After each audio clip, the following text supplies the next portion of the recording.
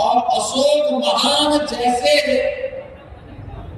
महान प्रतापी राष्ट्र शिल्पियों को देने वाला हमारा बिहार और गुरु गोविंद सिंह जी महाराज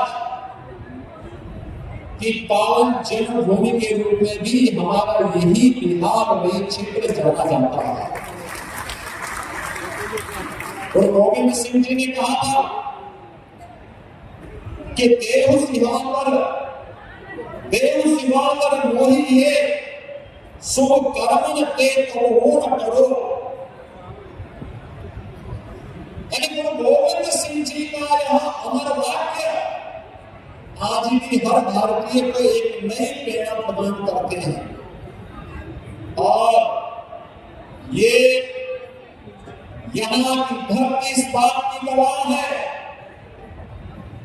कि गुरु गोविंद सिंह जी महाराज जब पटना साहिब से उनको बाहर जाना हुआ तो पहला पड़ाव यही दानापुर उनका रहा है। बचपन में उनका पहला पड़ाव यही दानापुर पड़ा था। आज उस दानापुर में मुझे भी आने का सौभाग्य प्राप्त हुआ। मैं और भाइयों, उत्तर प्रदेश और बिहार का संबंध केवल एक संबंध नहीं है, एक साझी विरासत है, एक आत्मा का संबंध है, एक संस्कृति का संबंध है और एक संकल्प का भी संबंध है।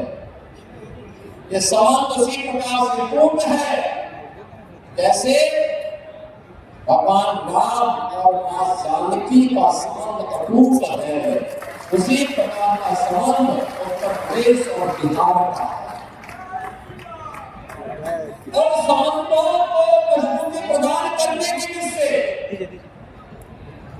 आज डबल इंजन की सरकार बिहार में फिर से स्थापित हो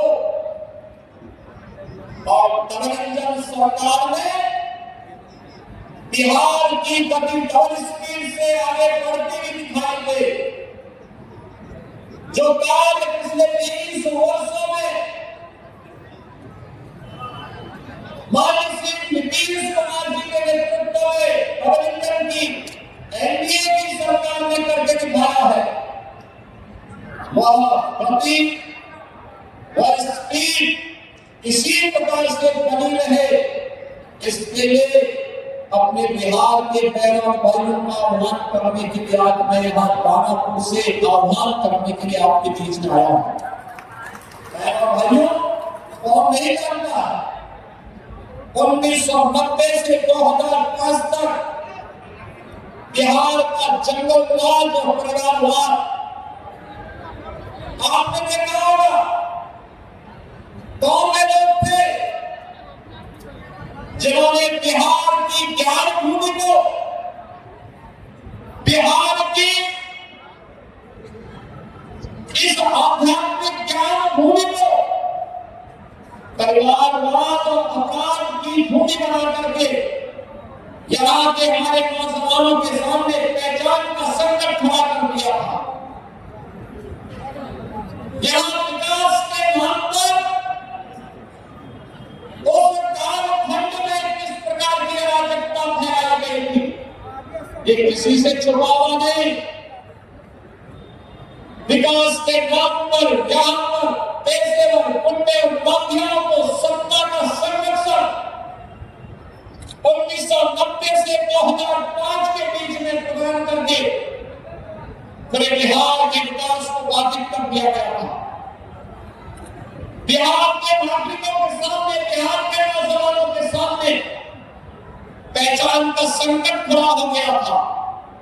हर वो व्यक्ति बिहार से प्रेम करता था जिसके मन में एक भाव था बिहार के बारे में कुछ करने की, बिहार को आगे बढ़ाने की और बिहार की अपनी उस परंपरा को जिसने कभी भारत को नेतृत्व दिया था, भारत के स्वर्णिम को लाने का अवसर जिस बिहार ने किया था, अपने पूर्वजों की स्थापित को पुनर्स्थापित करने का जो जज्बा था, उस जज्बे को उस कालखंड में किस प्रकार से रौंदने का काम हुआ था, यह किसी से छुपा हुआ नहीं।